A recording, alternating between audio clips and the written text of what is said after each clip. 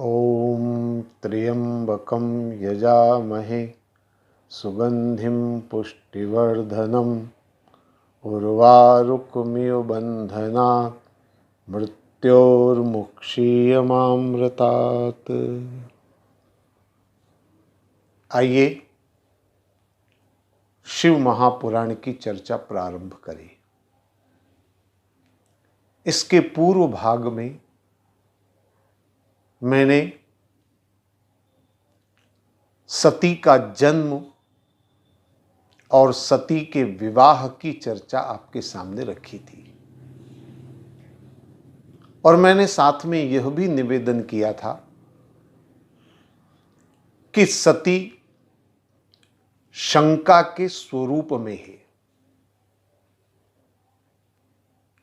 भगवान शंकर के बारे में तुलसीदास जी कहते हैं, भवानी शंकरो वंदे श्रद्धा विश्वास रूपिणो। भगवान शंकर विश्वास है और सती शंका है।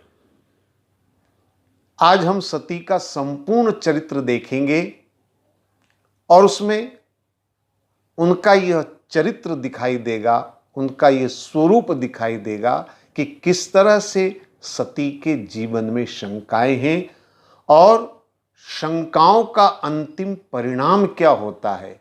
ये चीजें सती के चरित्र में हमें देखने को मिलती है। आइए सती के विवाह के बाद उनके चरित्र की चर्चा हम प्रारंभ करें। सती का विवाह भगवान शंकर के साथ हुआ। यह कुछ साधारण नहीं है, अलौकिक है, अद्भुत है, क्योंकि देवादिदेव महादेव के साथ सती का विवाह हुआ और भगवान शंकर का सानिध्य और सामीप्य पाने के कारण, क्योंकि संस्कारों का प्रभाव जितना होता है संगति का भी प्रभाव उतना होता है। भगवान शंकर की संगति का प्रभाव सती में आया और सती भगवान शंकर से श्रद्धा और विनय से जिज्ञासा व्यक्त करती है, कुछ ज्ञान प्राप्त करने की इच्छा रखती है और भगवान शंकर नवदा भक्ति का ज्ञान सती को देते हैं। तो संगति का प्रभाव सती में आया, लेकिन साथ साथ में संस्कार जो थे उनका भी प्रभाव सती के जीवन में दिखाई देता है। ये दो चीजें हैं जीवन में, आप देखेंगे। एक तो हमारे संस्कार हमारे चरित्र का निर्माण करते हैं और दूसरा संगति हमारे कर्म और आचरण को प्रभावित करते हैं। यदि दोनों एक समान हो, यानी संगति और संस्कार, तो जीवन के सफल होने में संशय नहीं रहता है। सती के संस्कार क्या है, थोड़ा सा हम उसकी बात कर लें।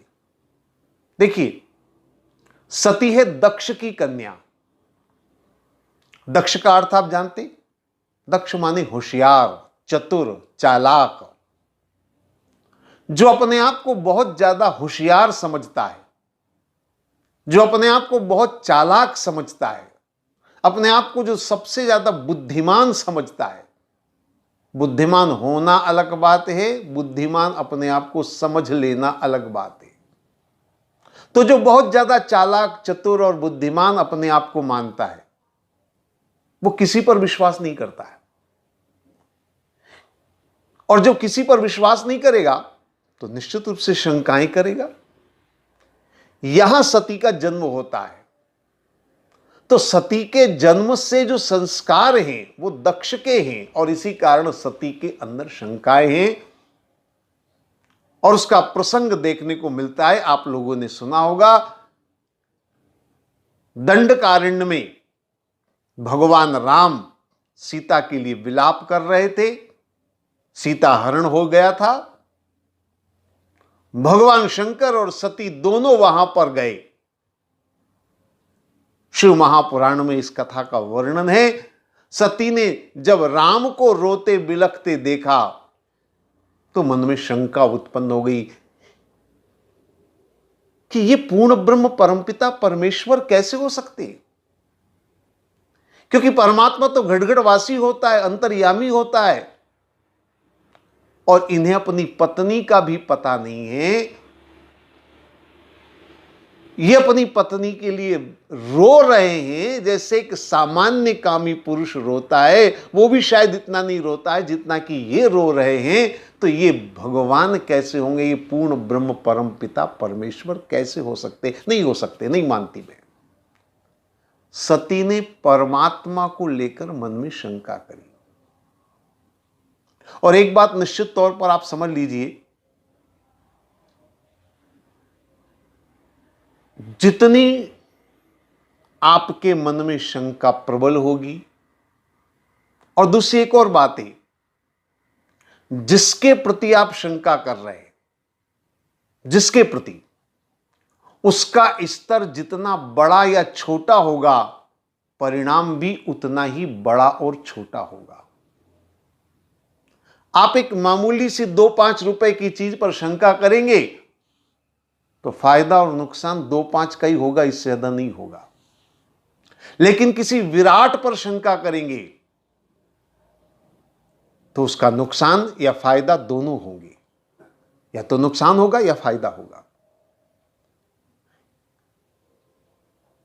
सती ने शंका करी किस पर? पूर्ण ब्रह्म परमपिता परमेश्वर पर, यानी विराट जो सकल जगत के स्वामी है, उन पर विश्वास नहीं करके उन पर शंका करी, और इसी का परिणाम भी बहुत गंभीर हुआ। अंत में सती को देह त्यागनी पड़ी। तो सती परीक्षा लेना चाहती है राम की, आप सब जानते हैं। सती ने सीता का रूप धारण किया। भगवान शंकर ने बहुत समझाया, लेकिन सती नहीं मानी। हर तरह से भगवान शंकर ने समझाने का प्रयास किया कि ये पूर्ण ब्रह्म परमपिता परमेश्वर हैं, मेरे आराध्य, मेरे इष्ट, जिनका मैं दिन रात सुमिरन करता हूं, ये वही है। लेकिन सती को विश्वास नहीं। क्यों नहीं विश्वास? क्योंकि सती अपने आप को दक्ष मानती है, होशियार मानती है। होशियार की बेटी अपने आप को बुद्धिमान, होशियार मानती है। और जो अपने आप को बहुत बुद्धिमान, होशियार मानता है, वो किसी के कहने पर विश्वास नहीं करता, वो खुद प्रयोग करना चाहता है। आज की नई पीढ़ी के साथ भी बहुत सारी समस्याएं यही है।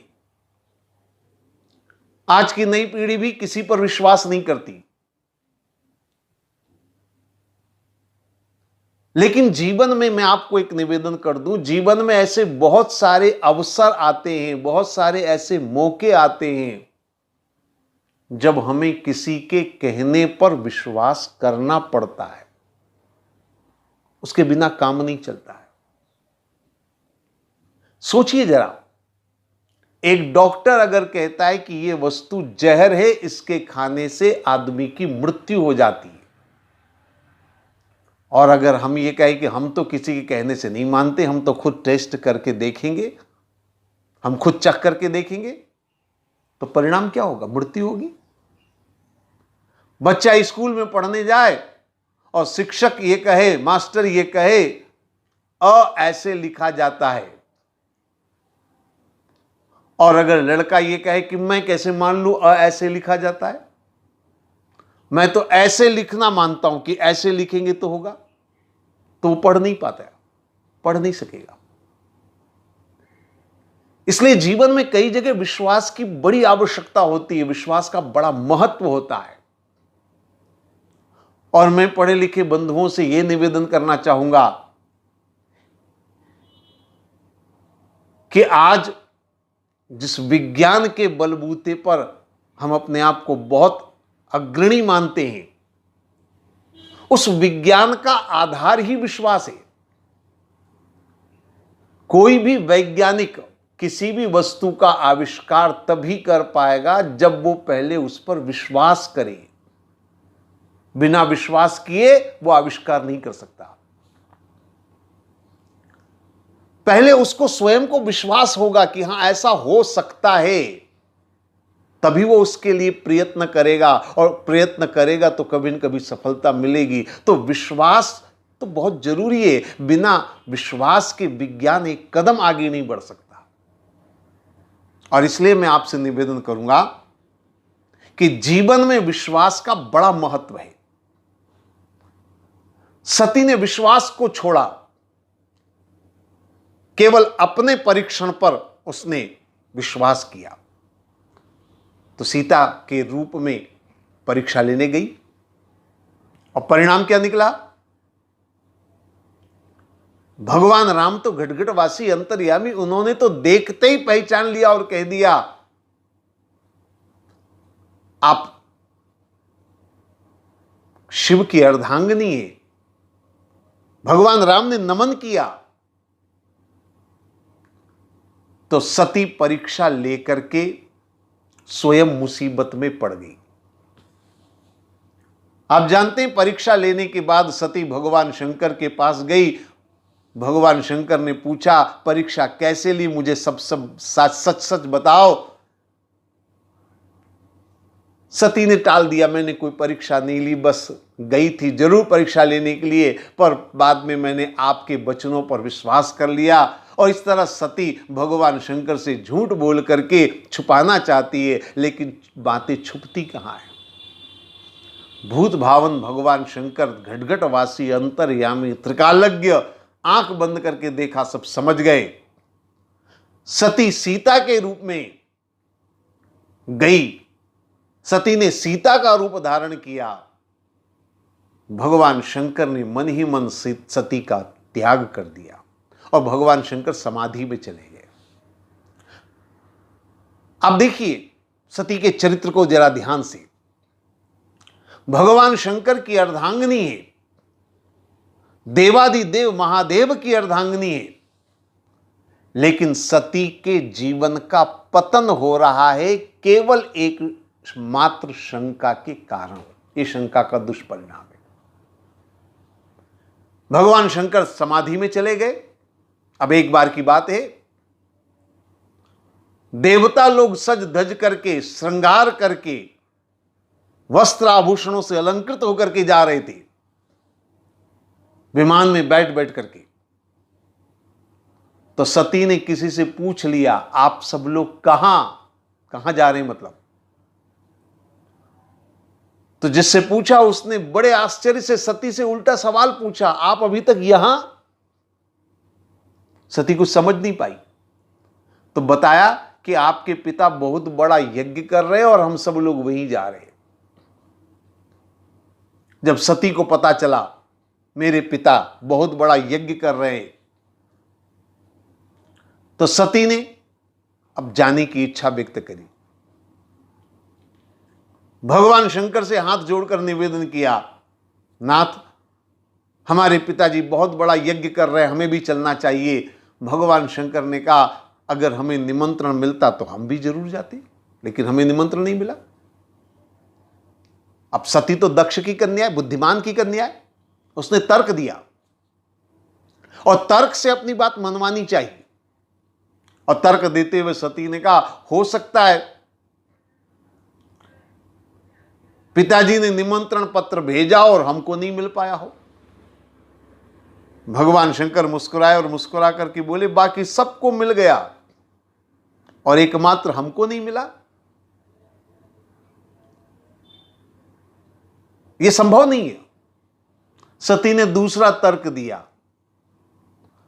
सती ने कहा, देखिए असल बात यह है कि निमंत्रण हमेशा परायों को दिया जाता है, घर वालों को नहीं दिया जाता है। हम तो उनके घर के हैं, हम तो, हमारे पिताजी मतलब हमारा घर है वो, हमें तो बिना निमंत्रण के जाना चाहिए। भगवान शंकर मुस्कुराए सती के तर्कों को सुनकर के और बोले, जरूर जाना चाहिए, निमंत्रण परायों को दिया जाता है, घर वालों को नहीं दिया जाता है, लेकिन तुम्हारे पिताजी हमको घर वाला समझे तब ना, वो तो हमें दुश्मन की तरह देखते।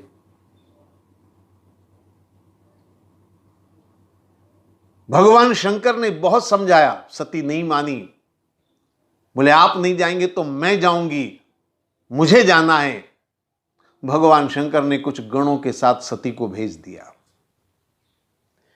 यानी सती भगवान शंकर की, या सीधे शब्दों में कहूं, अपने पति की इच्छा के विरुद्ध अपने पति को छोड़ करके अपने पिता के घर गई। भगवान शंकर को छोड़ने का मतलब है विश्वास को छोड़ करके। दांपत्य जीवन में सबसे बड़ी चीज होती विश्वास। और जब विश्वास ही टूट जाए तो फिर दाम्पत्य जीवन आगे बढ़ नहीं सकता। तो सती पहुंची अपने पिता के यज्ञ में। अब वहां देखा भगवान शंकर का कोई स्थान नहीं है। सती का भी अनादर हुआ। जब सती वहां पर पहुंची तो पूषा खिलखिलाकर हंसने लगे। देखो, मन में कह रहे लगे, देखो बिना निमंत्रण वाले भी चले आए। भग देवता तिरछी तिरछी नजरों से देखने लगे, व्यंग दृष्टि से देखने लगे। और स्वयं पिता ने तो एक बार भी नजर उठाकर नहीं देखा और यह भी नहीं कहा कि बेटी तुम आ गई, अच्छा हुआ। तो सती का अनादर हुआ। भगवान शंकर की उपेक्षा वहां थी। सती ने यह सब देखा, सहन नहीं हुआ और सती ने देह त्याग दी।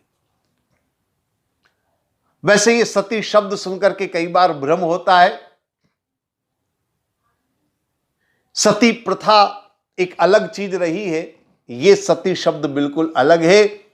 इसलिए शास्त्रों में स्पष्ट किया, शिव पुराण में भी वर्णन आता है, रामचरित्र मानस में भी तुलसीदास जी ने कहा है, अस कहीं जोग अगनि तनु जारा। सती ने पंचभूत अग्नि से अपनी देह को नहीं जलाया, बल्कि योग अग्नि, योगाग्नि के द्वारा अपने आप को समाप्त किया, योग के द्वारा अपने प्राणों का विसर्जन किया। इसलिए सती शब्द से कभी भ्रम मत पालिए, ये भगवान शंकर की अर्धांगिनी सती है और सती ने देह त्याग दिया। भगवान शंकर के गणों ने भगवान शंकर को जाकर के बताया। भगवान शंकर ने नारद जी को बुलाया, सारा वृतांत सुना।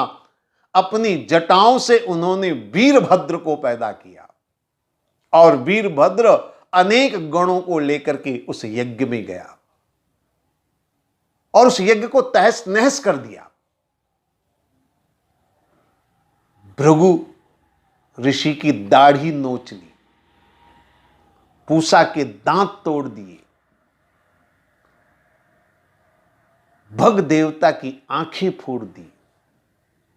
और इतना ही नहीं, स्वयं दक्ष प्रजापति जो यज्ञ के प्रमुख जजमान थे, यज्ञ करने वाले थे, दक्ष प्रजापति का मस्तक काट करके हवन कुंड में डाल दिया और इस तरह यज्ञ को विध्वंस कर दिया। कथा बहुत लंबी चौड़ी है, मैं बहुत संक्षेप में बात रखना चाह रहा हूं। इसके बाद भगवान शंकर से पहले तो सोचा युद्ध करेंगे, लेकिन अंत में सबने भगवान से शरणागति ली, भगवान शंकर से प्रार्थना करी, सारे देवताओं ने मिलकर के प्रार्थना करी। बड़ी भूल हुई, दक्ष से भूल हुई, हम सब से भूल हुई, आप पुनः हमको आशीर्वाद दे, हम पर कृपा करे। और भगवान शंकर ने अपना आशीर्वाद दिया और यज्ञ में जो चीजें खंडित हुई थी उनको वापस भगवान शंकर ने जोड़ने का काम किया। दक्ष प्रजापति का मस्तक काट दिया था, अब कैसे यज्ञ आगे बढ़ेगा? इसलिए दक्ष प्रजापति के ऊपर बस बकरे का मस्तक लगाया गया। पूषा के दांत तोड़ दिए थे, तो भगवान शंकर ने उसको ठीक करने के लिए कहा, अब तुम जजमान के दांत से भोजन करोगे। भग देवता की आंखें फोड़ दी थी, कहा पड़ोसी की आंख से देखोगे। भृगु ऋषि की दाढ़ी नोच ली थी, बकरे की दाढ़ी लगा दी जाए। इस तरह का वर्णन हमारे ग्रंथों में किया गया। हालांकि ये वर्णन सुनकर के कई बार मन में बड़ा विचार आता है और नई पीढ़ी के मन में बड़ी शंका भी होती है, आखिर ये वर्णन किस तरह का? कई लोगों के मन में सवाल पैदा होता है, भगवान शंकर ने दक्ष प्रजापति का जिसका मस्तक कट गया था उसके शरीर पर बकरे का मस्तक लगाया गया। मैं आपको याद दिलाना चाहता हूं, आप शायद अच्छी तरह से सुने होंगे, और आगे शिव महापुराण में हम इस कथा को करेंगे भी सही विस्तार से। और कथा वो है कि पार्वती ने एक पुतले को उत्पन्न किया, भगवान शंकर ने उसका मस्तक काट दिया था।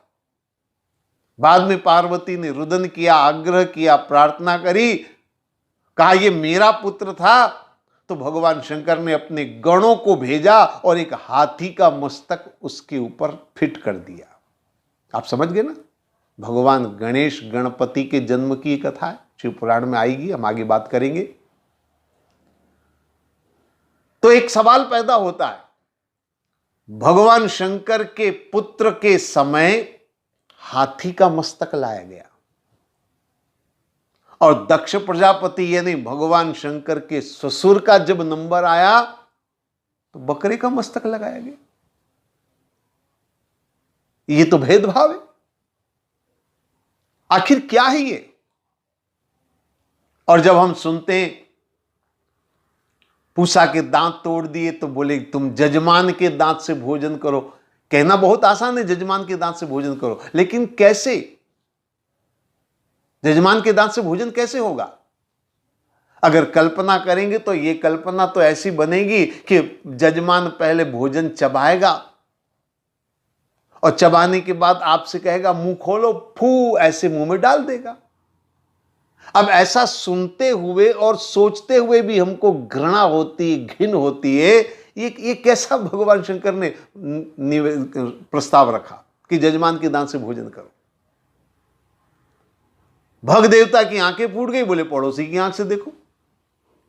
अरे चश्मा फूट जाए तो शायद पड़ोसी का चश्मा लग जाए, नंबर 1 हो तो, लेकिन आंख फूट जाए तो पड़ोसी की आंख से कैसे देखेगा?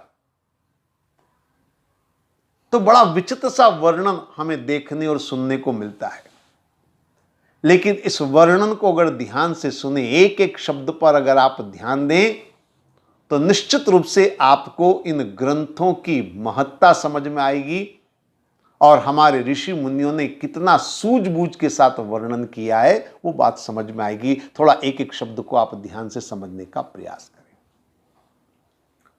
भृगु ऋषि की दाढ़ी नोची। देखिए जरा ध्यान से, आप एक एक बात पर गौर करें। भृगु ऋषि कौन है? हमारे यहां वर्णन आता है, भृगु ऋषि महान ज्योतिष के ज्ञाता,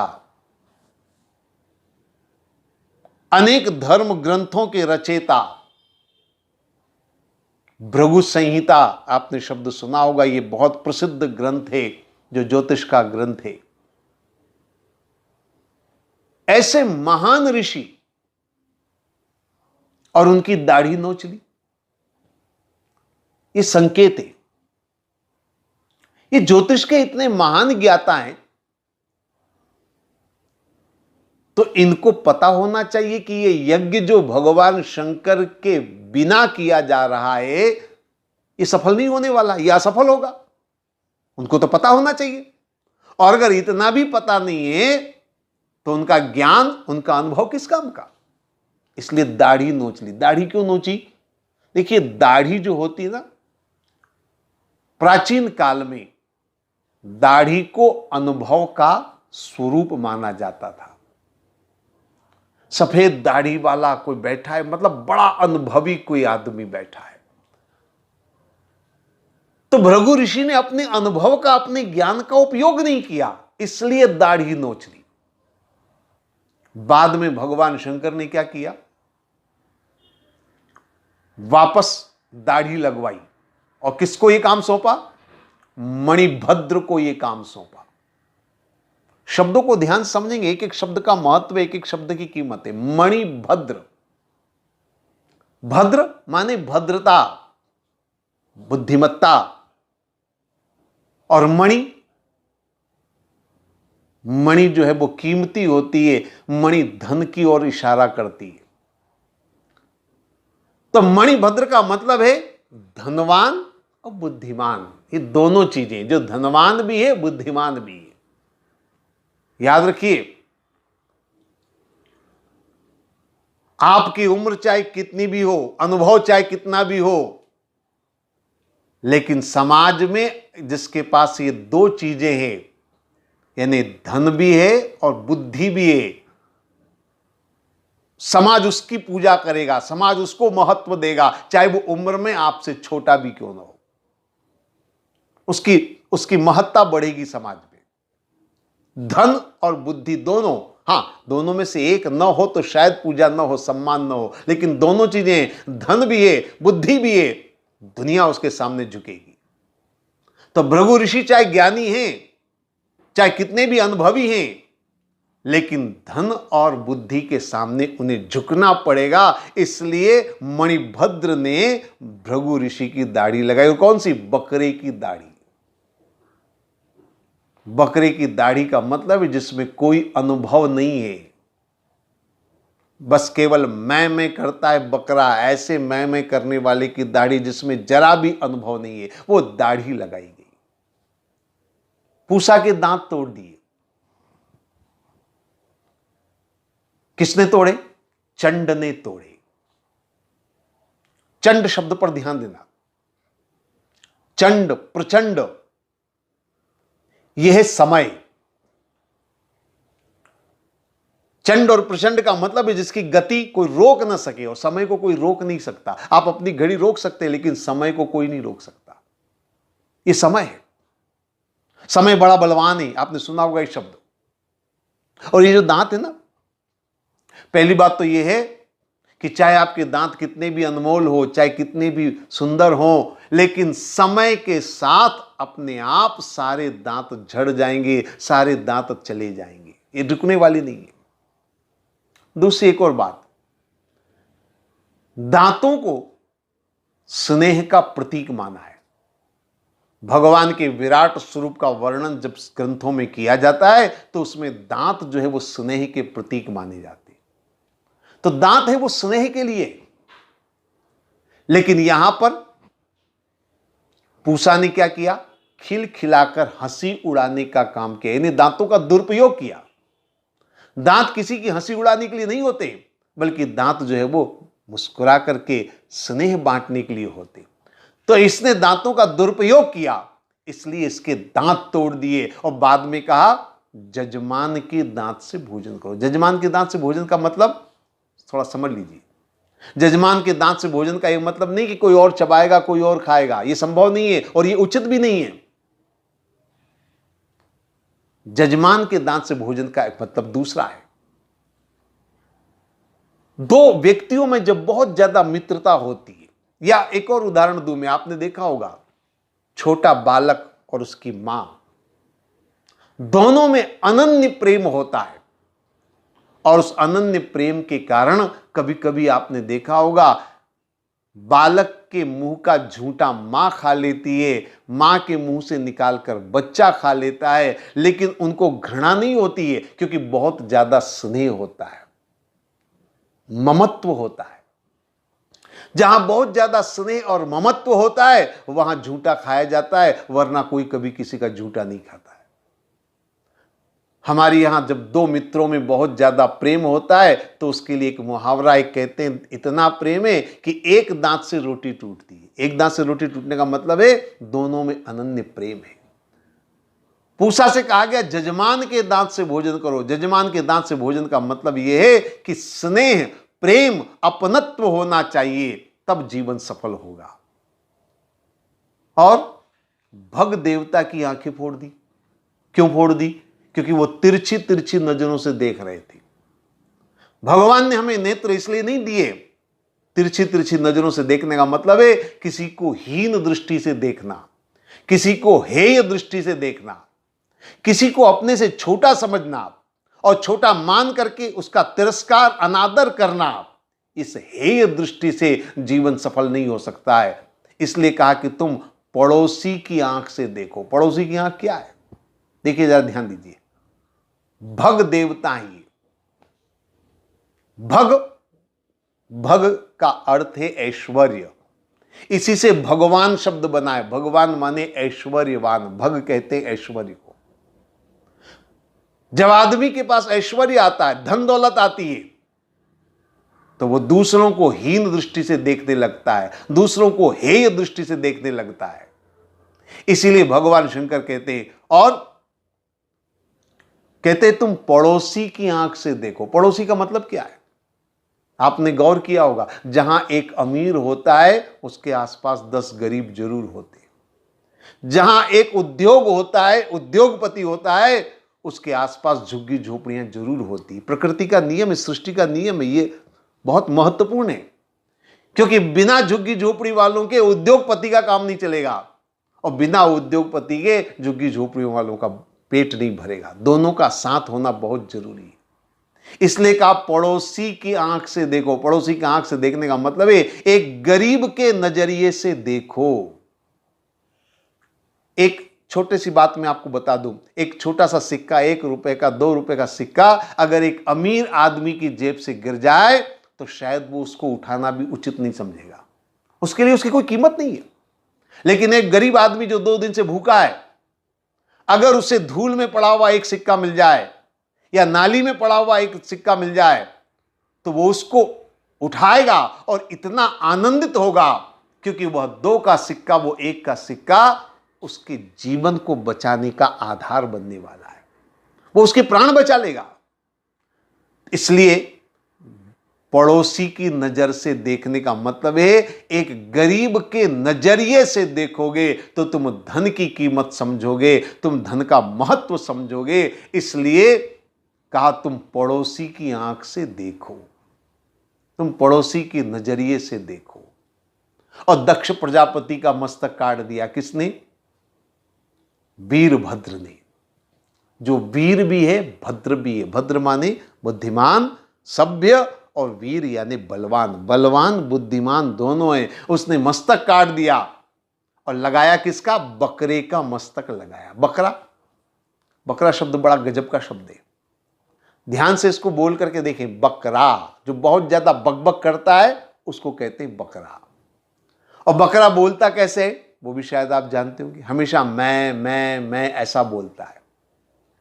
दक्ष प्रजापति का मस्तक क्यों काटा? ये बहुत ज्यादा मैं कर रहे थे। मैं ही सब कुछ हूं, मैं सब कुछ, मेरे अलावा कोई कुछ नहीं है, मैं जो चाहूं कर सकता हूं, मैं चाहूं तो शंकर को देवताओं की बिरादरी से अलग कर सकता हूं। ये मैंपन के कारण ही सारी समस्या हुई थी, और इसीलिए दक्ष का मस्तक काटा और बकरे का मस्तक लगाया। ये दुनिया को संदेश देने के लिए कि ध्यान रहे, जो इस तरह से मैं करेगा, अपनी ही तूती चलाना चाहेगा, उसका हाल वही होगा जो दक्ष प्रजापति का हुआ। तो जहां अहंकार होता है, जहां अपने आप को बहुत ज्यादा बुद्धिमान समझा जाता है, वहीं पर शंकाएं होती हैं, और शंकाओं का अंतिम परिणाम आप सब जानते हैं। मैंने इसके पहले भी कहा था, संशयात्मा विनश्यति, विनाश ही होगा और कुछ नहीं होगा। सती और भगवान शंकर का मिलन सफल नहीं हुआ, विनाश हुआ सती का, क्योंकि शंका है, और शंका का कभी सद परिणाम सामने नहीं आ सकता है। इस बात को हमेशा जीवन में ध्यान रखें। जीवन में प्रश्न और जिज्ञासा होने में कोई बुराई नहीं है, होनी चाहिए। किसी को जानने और समझने की जिज्ञासा होनी चाहिए। किसी को समझने के लिए मन में प्रश्न उठे, बहुत अच्छी बात है। लेकिन केवल शंका करना, केवल संशय करना जीवन के लिए कल्याणकारी कभी नहीं हो सकता है। आज इतना ही। ओम सर्वे भवन्तु सुखिना, सर्वे सन्तु निरामया, सर्वे भद्राणि पश्यन्तु, मां कश्चित् दुःखभाग् भवेत्। ओम शांति शांति शांति।